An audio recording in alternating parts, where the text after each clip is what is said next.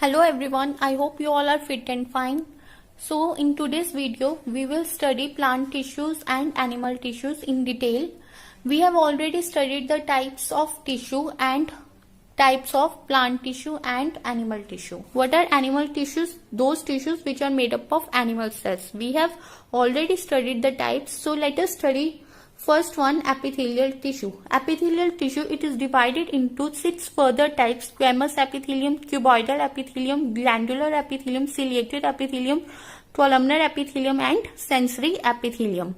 So we will first study the features of this epithelial tissue. What are the features of epithelial tissue? The cells are very closely spaced. The cells in this tissue, this is a tissue. Here the cells are very closely spaced and they are forming continuous sheet, or they may be present in a sheet. Just like this is a cell, right? Here the cells are very closely spaced and they are forming a sheet, and they are covering or protective tissues in animal body. Just protective covering in plant is epidermis. Similarly, in animals, the protective covering in animals is the epithelial, right? In plants, it is epidermis. The outer layer of plants is epidermis, and in animals, it is epithelial tissue. It is divided into further types. Let us first study squamous epithelial tissue. Where it is present in the outer layer of skin, lining of alveoli, and at the body cavity, buccal cavity, this tissue is present. And it is formed of flattened scale-like cells. How the cells are arranged? Like a flat scale-like cell. This is the cells. We have studied right now that there is no intercellular space, and see here, there is no intercellular space, and the cells are like a scale like, and they are flat cells are there, and the role of this is to protect the underlying tissue.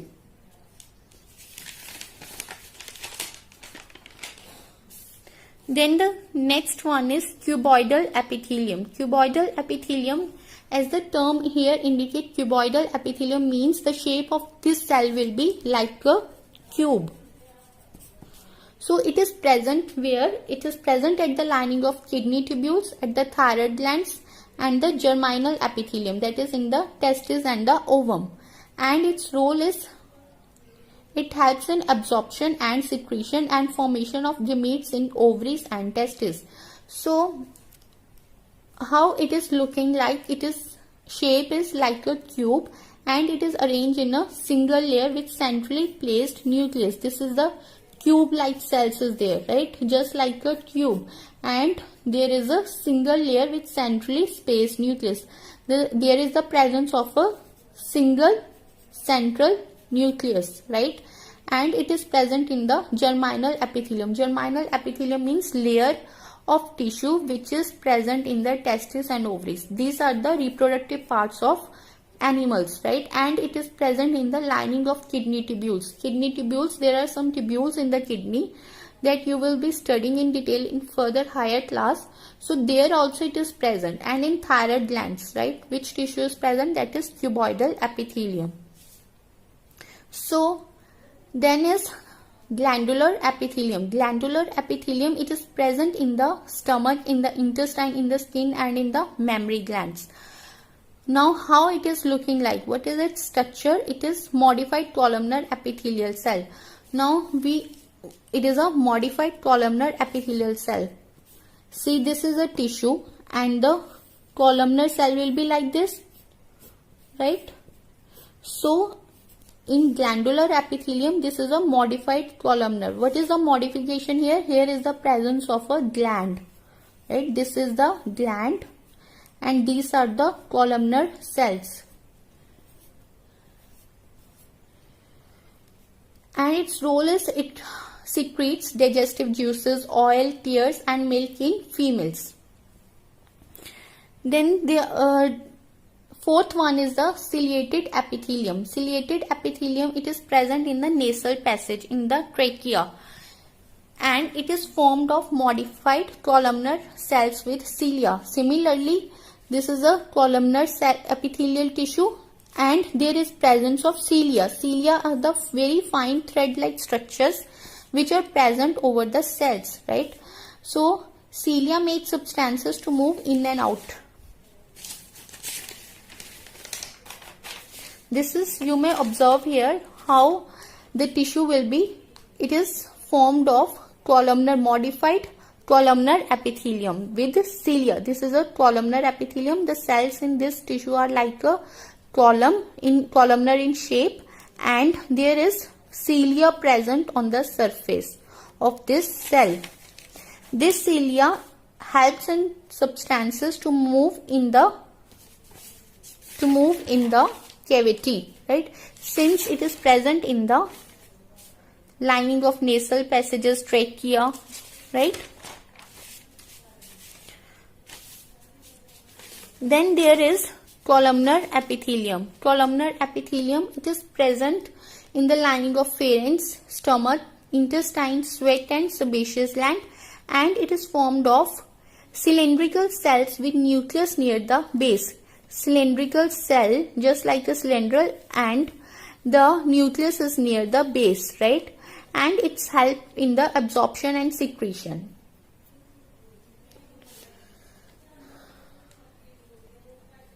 This is about your columnar epithelium. The cells may be cylindrical or you may say column, and the nucleus is near the base. Then is the sensory epithelium. In sensory epithelium, it is present in the sense organs such as taste buds, ear, nose and eyes. And here also tissue is made up of modified columnar epithelium with free ends having sensory cells. This is a modified columnar epithelium. Here is the sensory cells. Sensory hairs are present. This is the sensory hair. This is the sensory cells are there with the presence of sensory hair, which will collect the sensory stimulus. This is about we have studied now about epithelial tissue, right? Now we will study muscular tissue, right? Muscular tissue, it is further divided into three types: skeletal, smooth and cardiac tissue. So it is formed of, what are the characteristics? It is formed of muscle cells or muscle fibers. What are muscle fibers? The cells of the muscle tissue, they are known as muscle fibers. And muscle fibers are elongated and large size. The cells are elongated, long and large size. And there is presence of contractile proteins for the movement of body. Some proteins, that is good contractile proteins, which will help in the movement of the body. We know we are moving due to presence of the muscles also, right? So there are some proteins, that is contractile proteins, which help in the movement of the body. So let us study first one, skeletal muscles. Skeletal muscles, in this muscle fibers are elongated and cylindrical. The muscle fibers, they are elongated, that is they are elongated and they are just like a cylinder, right? And they are unbranched, no branching is there. This is one cylinder and this is one cylinder, no branching is there. Each cell is multinucleated. In each cell, this is one cell, right? This complete cell is one and this is one another complete cell. In this, there is more than one nucleus present and striations are present. What are striations? These are the alternate light and dark bands. Means this is one band here, another band here, see, and one band is here, another. This is dark band, this is white band, right? So alternate light and dark bands are present. And these muscles are easily fatigued, means easily tired. What are the other names of these skeletal muscles? The other names are, since they are attached to skeletal, these muscles are attached to skeletal, we may call this as skeletal muscles. And striations, we have observed striations are present, light and dark bands are present. So that is why these are also known as striated muscles. And these are under the control of our will. That is why they are known as voluntary muscles. So skeletal muscles, the three names are, first one is skeletal muscles, then is striated muscles or voluntary muscles. Now what is its role? Its role is to maintain body posture and helps in the body movement. Next is the smooth muscles. Smooth muscles, in this the muscle fibers are spindle shaped. What are muscle fiber? Muscle cells. They are spindle shaped. Spindle shaped like a spindle, right?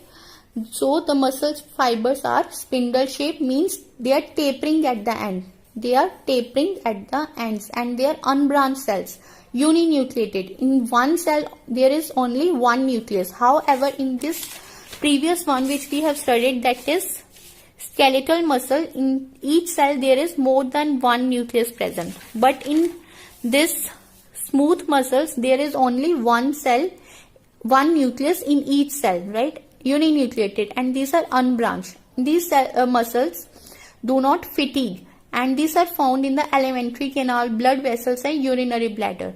What are the other names? Other names are found in visceral organs, so it is known as visceral muscles.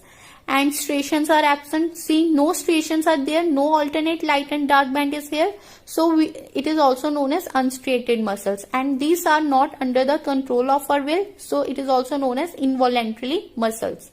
Now what is its role? Its role is to move food, movement of food and urine, right? That is the role of the smooth muscle. Then is the cardiac muscles. Cardiac muscles, these are cylindrical in shape. These are cylindrical in shape, just like this one, that is your skeletal muscle. These are also cylindrical in shape, and these muscles do not fatigue, means they do not tire up, and the fibers are unbranched. Here the fibers or the cells are branched, means this from one cell a branching arises and next cell arises here.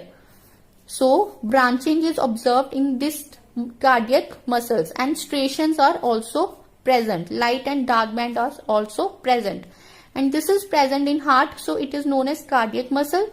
And these are not under the control of our will. So heart muscles, we know heartbeat is not under the control of our will. That is why these muscles are also known as involuntary muscles. Then striations are present, so these are also known as striated muscles. So that's all for today. Take care.